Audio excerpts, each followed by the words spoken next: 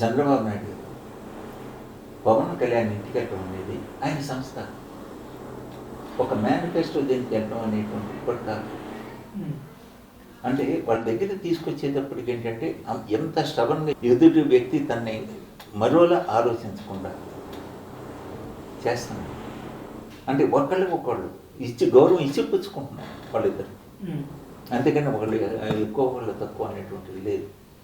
అట్లాగే రేపు అన్నమాట చాలా క్లియర్ కట్ పవన్ కళ్యాణ్ యొక్క ఇది చాలా క్లియర్ కట్గా ఉంది కాబట్టి సీట్ల దగ్గర కూడా పెద్ద ఇష్యూ కాదు. ఎందుకంటే తాను గెలుపుకోవటం, తన గెలుపు కన్నా జగన్మోహన్ రెడ్డి ఓటమి తన లక్ష్యం. అది ఆ క్లియర్ కట్ దీంట్లోకి వచ్చింది. సమాజపరంగా చూసుకున్నట్టయితే ఆయన ఆర్థిక నేరస్తుడు, రాష్ట్రాన్ని మొత్తం దోపిడీ చేసేస్తున్నాడు అని చెప్పేసి, కాబట్టి అలాంటి వాడికి పరిపాలించే అర్హత లేదు అని రాష్ట్రపరంగా అంటే ప్రజల పక్షంగా చెప్తున్నాడు.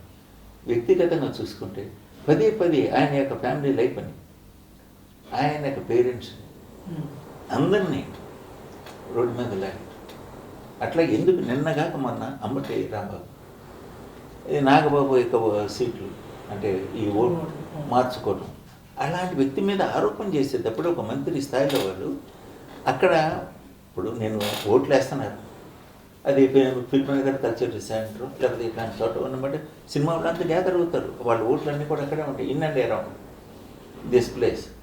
సో ఒక్కొక్కరికి ఒక్కొక్క బూతులు ఉంటుంది, వాళ్ళ ఫ్యామిలీ మెంబర్స్ వెళ్ళి ఓటేయచ్చు, లేకపోతే ఫ్రెండ్స్ చేయొచ్చు, ఎలా ట్రెండ్ ఎలా ఉందో చూద్దామని చెప్పుకొని రావచ్చు. అట్లాగని చెప్పేసి ఆయన అక్కడ ఓటేసాడు, అక్కడ కనిపించినంత మాత్రం ఓటేసినట్టు కాదు. అది ముందు వెరిఫై చేసి ఒక స్టేట్మెంట్ ఇచ్చేటప్పుడు వెరిఫై చేసుకొని ఉండాల్సింది దాన్ని. అట్లాంటి పొరపాట్లు చేస్తున్నారు. అవన్నీ కూడా ఏంటంటే అవతల వ్యక్తిని ఒక ఒపీనియన్ని చాలా బలంగా తీసుకెళ్తారు. అట్లా ఉంది నిజం ఓడిపోయాడు.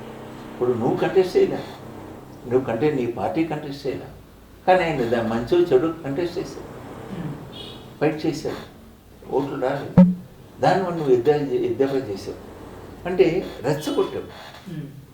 అందుకని చెప్పేసి పవన్ కళ్యాణ్ రేపు ఆంధ్రప్రదేశ్లో జగన్మోహన్ రెడ్డి ఓటమే లక్ష్యంగా